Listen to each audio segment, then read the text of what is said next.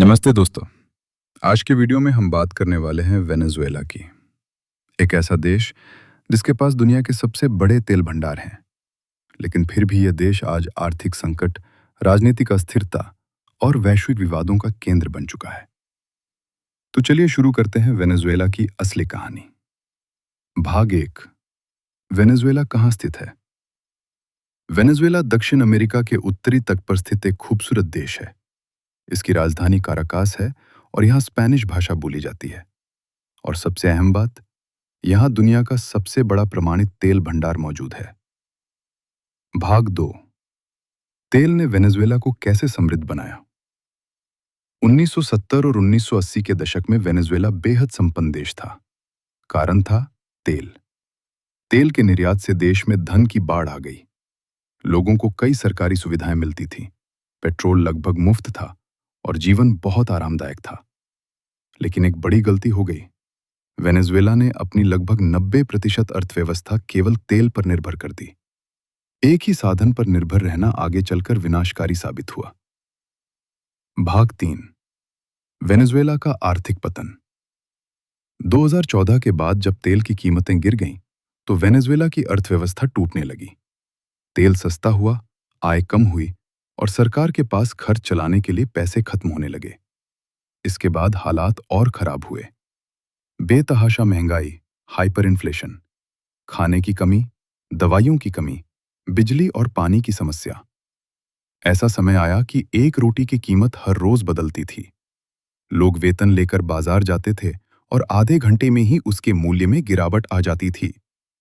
लाखों लोग देश छोड़कर चले गए और यह स्थिति दुनिया के सबसे बड़े शरणार्थी संकटों में बदल गई।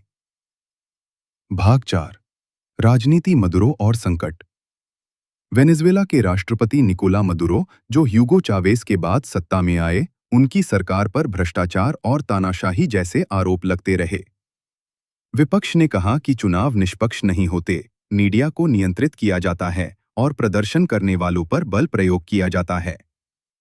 फिर 2026 में एक बड़ा झटका लगा। मदुरो को अमेरिका ने हिरासत में ले लिया, जिससे पूरा राजनीतिक माहौल बदल गया। इसके बाद वेनेजुएला का भविष्य और भी अनिश्चित हो गया। भाग 5। आज वेनेजुएला का तेल क्षेत्र किस हालत में है? यह बहुत अजीब है कि दुनिया के सबसे बड़े तेल भंडार वाले देश में आज तेल निकालने तक में कठिनाई होती है। कारण पुरानी मशीनें, रखरखाव की कमी, भ्रष्टाचार, कुशल कर्मचारियों का देश छोड़ना, विदेशी कंपनियों का हट जाना। अंतर्राष्ट्रीय रिपोर्टों के अनुसार वेनेजुएला के तेल क्षेत्र अब बहुत खराब कैटेस्ट्रॉफिक स्थिति में है। भाग 6। अंतर्राष्ट्रीय स्थिति, अमेरिका, भारत और तेल राजनीति। वेनेजुएला की तेल राजनीति दुनिया भर में असर डालती है। 2026 में अमेरिका ने घोषणा की कि वह वेनेजुएला से बड़ी मात्रा में तेल खरीदेगा और उस आय का उपयोग वेनेजुएला की जनता की भलाई में करेगा। इससे वैश्विक तेल कीमतों में भी प्रभाव। 2026 में अमेरिका ने घोषणा की कि वह वेनेजुएला से बड़ी मात्रा में तेल खरीदेगा और उस आय का उपयोग वेनेजुएला की जनता की भलाई में करेगा। इससे वैश्विक तेल कीमतों में भी प्रभाव पड़ा। भारत ने भी वेनेजुएला में अरबों रुपए लगाए थे और अब अमेरिका की भागीदारी से भारत के पैसे वापस मिलने की संभावना बढ़ी है। भाग 7। वेनेजुएला का भविष्य कैसा होगा?